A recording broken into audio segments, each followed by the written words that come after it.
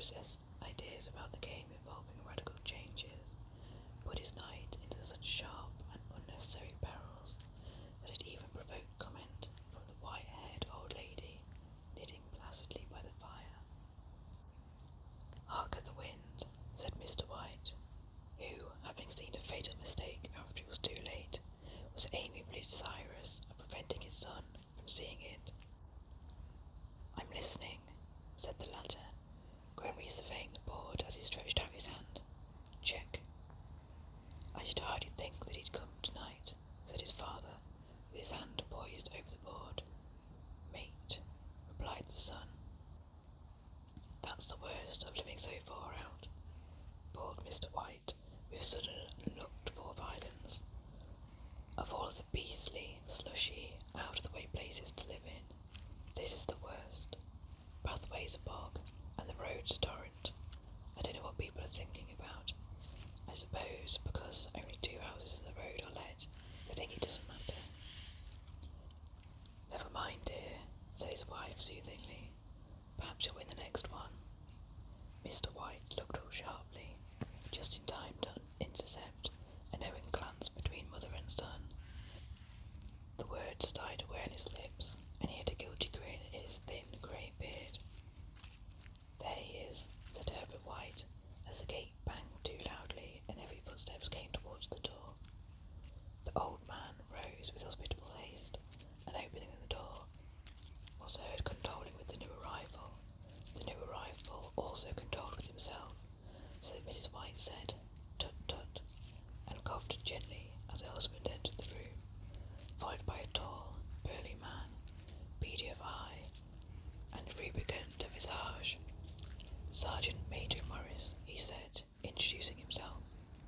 The Sergeant Major shook hands, and taking the pre-offered seat by the fire, watched contentedly while his host got out whiskey and tumblers and set a small copper kettle on the fire.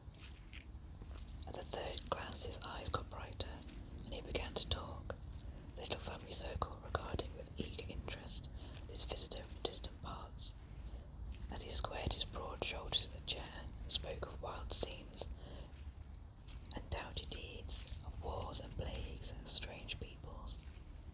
21 years of it," said Mr. White, nodding at his wife and son. "When he went away, he was a slip of a youth in the warehouse. Now look at him." "You don't look to have taken much harm," said Mrs. White politely. "I'd like to go to India myself," said the old man. "Just look around a bit, you know." "Better where you are," said the Sergeant Major, shaking his head. He put down the empty glass, and sighing softly, shook it again.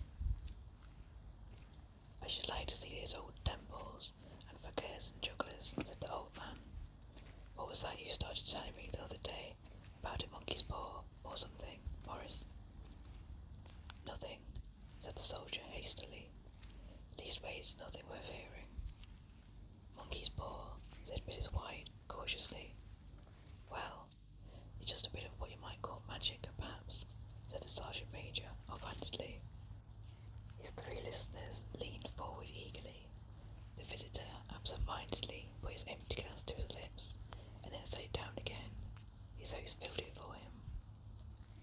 "Look at," said the Sergeant Major, fumbling in his pocket. "It's just an ordinary little paw, dried to a mummy." He took something out of his pocket and profited. Mrs. White drew back with a grimace, but her son, taking it, examined it curiously. "And what is there special about it?" inquired Mr. White, as he took it from his son, and having examined it, placed it upon the table. "It had a spell put in it by an old fakir," said the Sergeant Major, "a very holy man.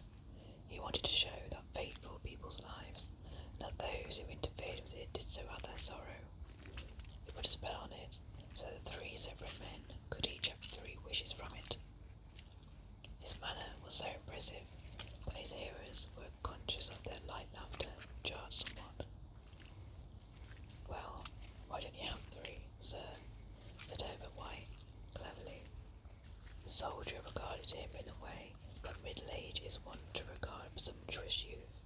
"I have," he said quietly, and his blotchy face whitened. "And did you really have the 3 wishes granted?" asked Mrs. White. "I did," said the Sergeant Major, and his glass tapped against his strong teeth. "And has anyone else wished?" persisted the old lady. "The first man had his 3 wishes, yes," was the reply. "I don't know what the first 2 were, but the third was for death. That's how I got the paw." His tones were so grave that a hush fell upon the group. "If you've had your 3 wishes, it's no good to you now then, Morris," said the old man at last. "What do you keep it for?" The soldier shook his head. "Fancy, I suppose," he said slowly. "I did have some idea of selling it, but I don't think I will. It has caused enough mischief already. Besides, people won't buy. They think it's a fairy tale, some of them, and those who don't think anything of it want to try it first and pay me afterwards." "If you could have another 3 wishes," said the old man, eyeing him keenly, "would you have them?" "I don't know," said the other. "I don't know." He took the paw and dangled it between his forefinger and thumb. Suddenly he threw it upon the fire. White, with a slight cry, stooped down and snatched it off. "Better let it burn," said the soldier solemnly. "If you don't want it, Morris," said the other, "give it to me." "I won't," said his friend doggedly. "I threw it on the fire. If you keep it, don't blame me for what happens. Pitch it again on the fire, like a sensible man." The other shook his head and examined his new possession closely. "How do you do it?" he inquired. "Hold it up in your right hand and wish aloud," said the Sergeant Major. "But I warn you of the consequences." "Sounds like the Arabian Nights," said Mrs. White, as she rose and began to set the supper. "Don't you think you might wish for 4 pairs of hands for me?" Her husband drew the talisman from his pocket, and then all 3 burst into laughter as the Sergeant Major, with a look of alarm on his face, caught him by the arm. "If you must wish," he said gruffly, "wish for something sensible." Mr. White dropped it back in his pocket, and placing chairs, motioned his friend to the table. In the business of supper, the talisman was partly forgotten, and afterward the 3 sat listening in an enthralled fashion to the second instalment of the soldier's adventures in India. "If the tale about the monkey's paw is not more truthful than those who's been telling us," said Herbert, as the door closed by their guest, just in time for him to catch the last train, "we shan't make much out of it." "Did you give him anything for it, father?" inquired Mrs. White, regarding her husband closely. "A trifle," he said, colouring slightly. "He didn't want it, for I made him take it, and he pressed me again to throw it away." "Likely," said Herbert, with pretended horror. "Why, we're going to be rich and famous and happy. Wish to be an emperor, father, to begin with. Then you can't be henpecked." He darted around the table, pursued by the maligned Mrs. White, armed with an antimacassar. Mr. White took the paw from his pocket and eyed it dubiously. "I don't know what to wish for, and that's a fact," he said slowly. "It seems to me I've got all I want." "If you only cleared the house, you'd be quite happy, wouldn't you?" said Herbert, with his hand on his shoulder. "Well, wish for £200 then. That'll just do it." His father, smiling shamefacedly at his own credulity, held up the talisman as his son, with his seldom face somewhat marred by a wink right at his mother, sat down at the piano and struck a few impressive chords.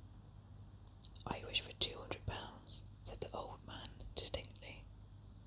A fine crash from the piano greeted the words, interrupted by a shuddering cry from the old man. His wife and son ran towards him. "It moved," he cried, with a glance of disgust at the object as it lay on the floor. "As I wished it, it twisted in my hand, like a snake." "Well, I don't see the money," said his son, as he picked it up and placed it on the table, "and I bet I never shall." "It must have been your fancy, father," said his wife, regarding him anxiously. He shook his head. "Never mind, though. There's no harm done. the same. They sat down by the fire again while the two men finished their pipes. Outside, the wind was higher than ever, and the old man started nervously at the sound of the door banging upstairs. A silence unusual and depressing settled upon all three, which lasted until the old couple rose to retire for the night. "I'll expect you'll find the cash tied up in a big bag in the middle of your bed," said Herbert as he bade them good night. "There's something horrible squatting on the top of your wardrobe, watching you as you pocket your ill-gotten gains." He sat alone in the darkness, gazing at the dying fire and seeing faces in it. The last face was so horrible and so simian that he gazed at it in amazement.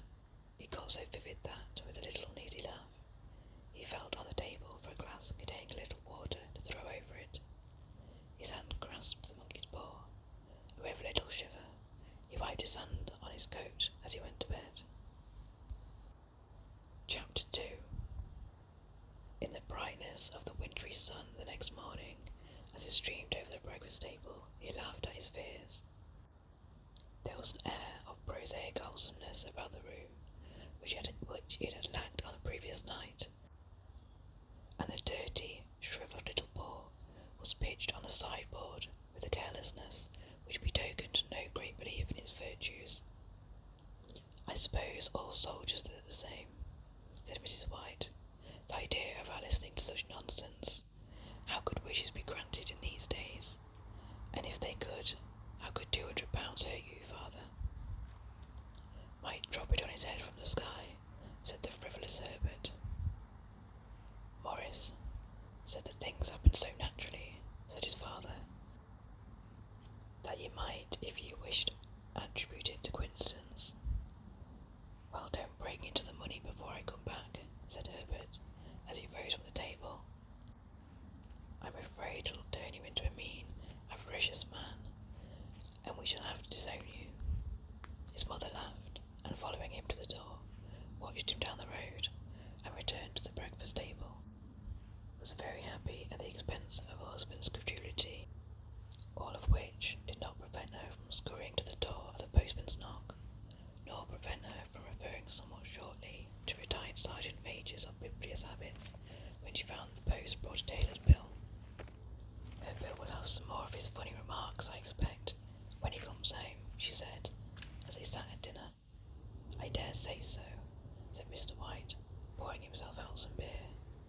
"But for all that, the thing moved in my hand. That I'll swear to."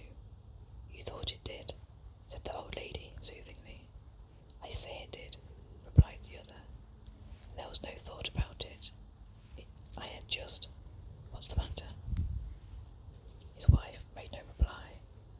She was watching the mysterious movements of a man outside, who, peering in an undecided fashion at the house, appeared to be trying to make up his mind to enter.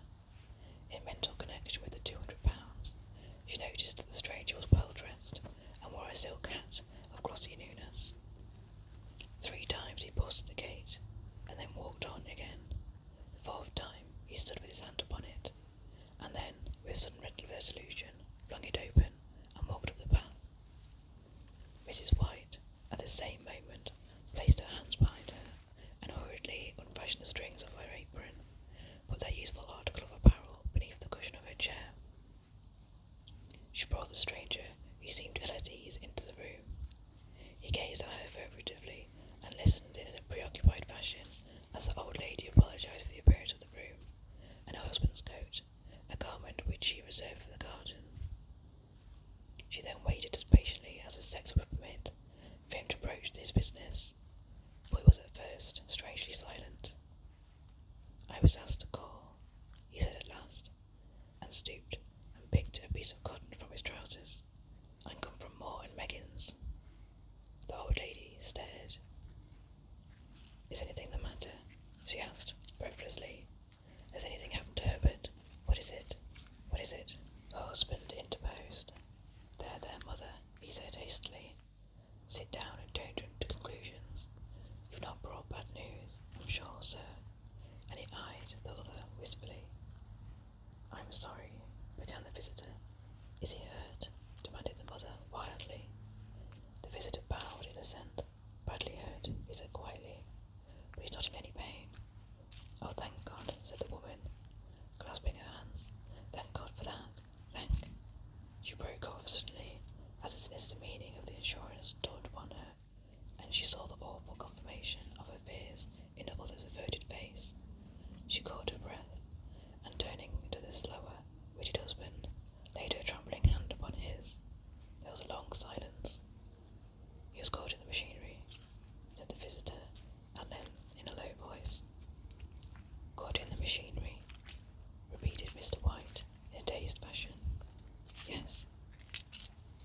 sat, staring blankly out the window, and taking his wife's hand between his own, pressed it as he had been wont to do in the old courting days nearly 40 years before. "He was the only one left to us," he said, turning gently to the visitor. "It is hard." The other coughed, and rising, walked slowly to the window. "The firm wished me to convey their sincere sympathies with you in your great loss," he said, without looking around. "I beg that you will understand I am only their servant, and merely obeying orders." There was no reply. The old woman's face was white, her eyes staring, and her breath inaudible. On her husband's face was the look such as his friend the sergeant might have carried into his first action. "I was to say that Moore and Meggins disclaimed all responsibility," continued the other. "They admit no liability at all, but in consideration of your son's services, they wish to present you with a certain sum as compensation." Mr. White dropped his wife's hand, and raising to his feet, gazed with a look of horror at his visitor. His dry lips shaped the words. "How much?" £200 was the answer. Unconscious of his wife's shriek, the old man smiled faintly, put out his hands like a sightless man, and dropped, a senseless heap, to the floor. Chapter 3. In the huge new cemetery, some 2 miles distant, the old people buried their dead, and came back to a house steeped in shadow and silence. It was all over so quickly that at first they could hardly realize it, and remained in a state of expectation, as there was something else to happen, something else which was to lighten this load, too heavy for their old hearts to bear. But the days passed, and expectation gave place to resignation, the hopeless resignation of the old, sometimes miscalled apathy. Sometimes they hardly exchanged a word, for now they had nothing to talk about, and their days were long to weariness.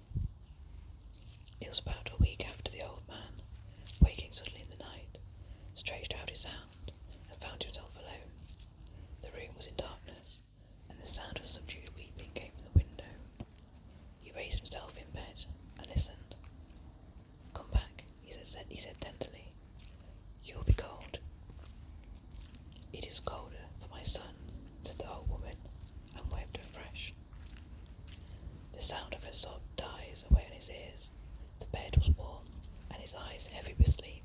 He dozed fitfully, and then slept until a sudden wild cry from his wife awoke him with a start. "The paw!" she cried wildly. "The monkey's paw!" He started up in alarm. Where is it? What's the matter?" She came stumbling across the room towards him. "I want it," she said quietly. "You've not destroyed it." "It's in the parlour, on the bracket," he replied, marvelling. "Why?" She cried and laughed together, and bending over, kissed his cheek. "I only just thought of it," she said hysterically. "Why didn't I think of it before? Why didn't you think of it?" "Think of what?" he questioned. "The other 2 wishes," she replied rapidly. "We've only had one." "Was that not enough?" he demanded fiercely. "No," she cried triumphantly. "We'll have 1 more. Go down and get it quickly, and wish our boy alive again." The man sat up in bed and flung the bedclothes from his quaking limbs. "Good God, you are mad," he cried aghast. "Get it," she panted. "Get it quickly and wish. Oh, my boy, my boy." Her husband struck a match and lit the candle. "Get back to bed," he said unsteadily. "You don't know what you were saying." "We had the first wish granted," said the old woman feverishly. "Why not the second?" "A coincidence," stammered the old man. "Go and get it and wish," cried his wife, quivering with excitement. The old man turned and regarded her, and his wife shook.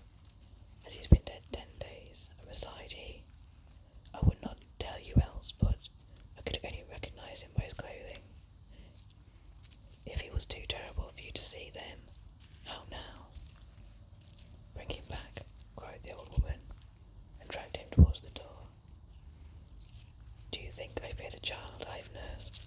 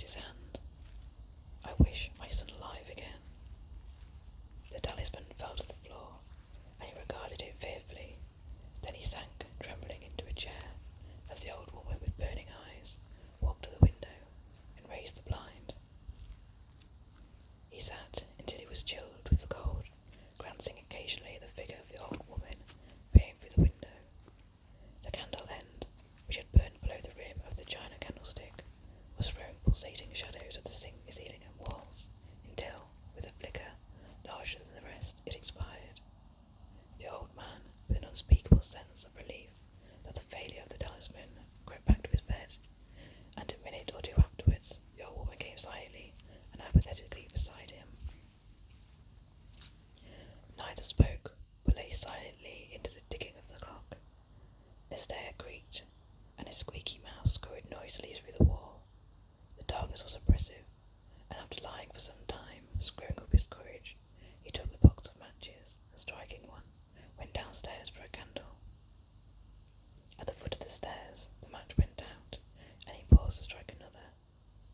And at the same moment, a knock so quietly and stealthily as not to be scarcely audible sounded on the front door. The matches fell from his hand and spilled in the passage. He stood motionless, his breath suspended until the knock was repeated. Then he turned and fled swiftly back to his room, and closed the door behind him. A third knock sounded through the house. "What's that?" cried the old woman, staring up. "A rat," said the old man, in shaking tones. "A rat. It passed me on the stairs." His wife sat up in bed listening. A loud knock resounded through the house. "It's Herbert," she screamed. "It's Herbert." She ran to the door, but her husband was before her, and catching her by the arm, held her tightly. "What are you going to do?" he whispered hoarsely. "It's my boy. It's Herbert," she cried, struggling mechanically.